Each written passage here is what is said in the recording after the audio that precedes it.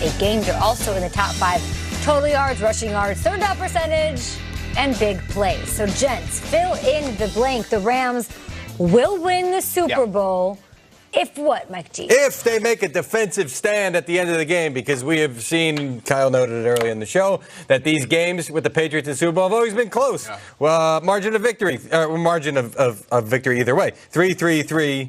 3, 4, 4, 6, 8. I guess we're trending toward a multi-score game. Years off my life watching these Patriots Super Bowls. How many? We're still calculating, Kay. We'll let you know. But, yes, they're going to have to make a stand at the end of the game here. And if we know anything about Tom Brady, even if there's only about 45 seconds on the clock or whatever, that's still something where he could at least make it scary. He did that against the Giants a couple of times. For me, it's Llll Roby-Coleman shutting down Julian Edelman. He's the guy that keeps the chains moving. The Patriots really don't have deep threats. I feel like the Rams are going to feel like they can match up on the outside. They're going to have to win the chain battle. You can't have death by 1,000 paper cuts. Julian Edelman already in these playoffs, 16 for 247. That's the key matchup. But they can't leave Roby on the island by itself. I think they got to bracket Edelman, give him different looks, beat him up across the middle. Linebackers going to have to maintain that depth, and you can't be like last week where the linebacker's looking at like, hey, I thought you had him. No. Yeah. You give him a little hamburger helper, get one of those nice little elbows, little rib sauce, you know what I mean? Hook him up. I think if they do that, they win the game. You just made me hungry. I don't quite know what you said. He said rib sauce. That's what he said. How many paper cuts? The elbow to the ribs coming across the middle. How many paper cuts would it take to kill a grown man? Because 1,000 doesn't seem like enough. Like depending on where they at. Oh, okay, gotcha.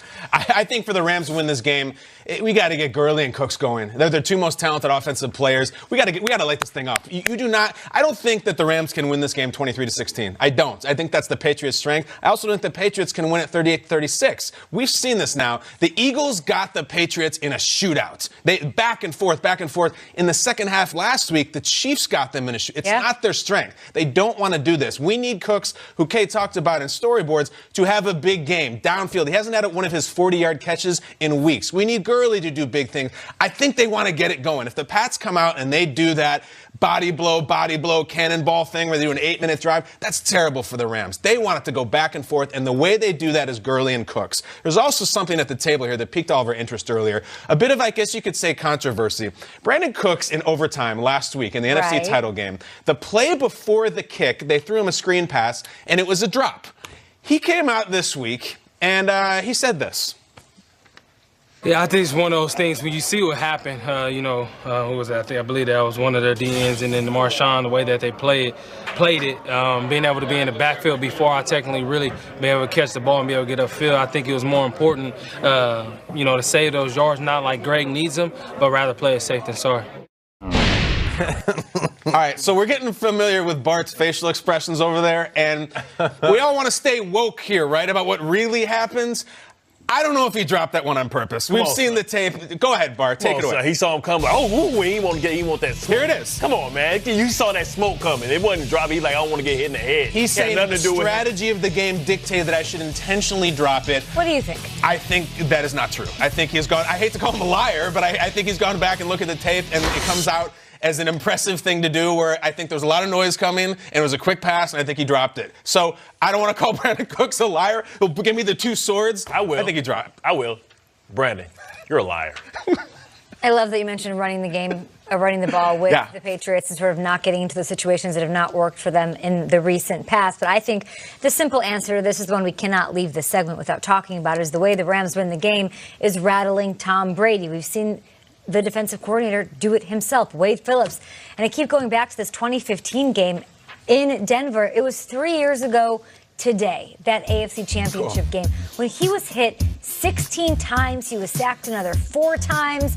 He completed less than 50% of his passes in this game. He threw 2 interceptions because they would not let him work, breathe, or tie his shoes like he usually can behind his offensive line. The Broncos won 20-18. The magic number for me in the Super Bowl is 8. I'm not saying sacks, just 8 hits. Brady's 1-3 in Super Bowls where he's been hit at least 8 times. To get to that number, the numbers bear it out. There's a good chance if you rattle that Brady and maybe bring some strawberries or strawberry ice cream, then you'll rattle it. He'll hear footsteps. He'll hear footsteps if you get one of the things the Giants did twice. One time was Super Bowl 42. The other time was the year of Super Bowl 46 in the regular season. They had him ducking like when nobody was around, and they called that ghost pressure. And they said when they saw that, they were smelling blood. And it's got to be A-gap pressure. You got to get to him and get him off his spot, because if you got the outside pressure, he'll just step up and step out. He's never been the most mobile guy, but he's always had tremendous pocket presence. And you've seen the teams that have lost to him early, Bosa. You look at what happened last week with Houston. They couldn't get their hands on him because they failed to loop. You don't have to honor the edges against Brady. He's never a threat to run. Yeah. He runs once or twice a year. It's in his contract. Giselle tells him he can't.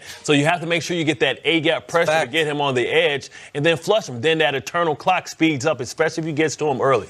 Isn't that what's so insanely impressive about him, is that he never takes off on his legs and people still can't get to him? Yeah. Like, how insane is that? That you know what you're dealing with. He's not going to run, and you still can't get to him, and he's getting the ball out of his hand that quick. It's pliability, Kay. Pliability. This is the eye of the hurricane. Is the safest place to be. So while all that stuff's happening on the outside, all he I see here steps is up you in the wrote center. the word rib sauce. That's all I really saw. That's all I really saw there. And hamburger helper there. You got to get a hamburger helper there. If you want more of Tom Brady, we are re-airing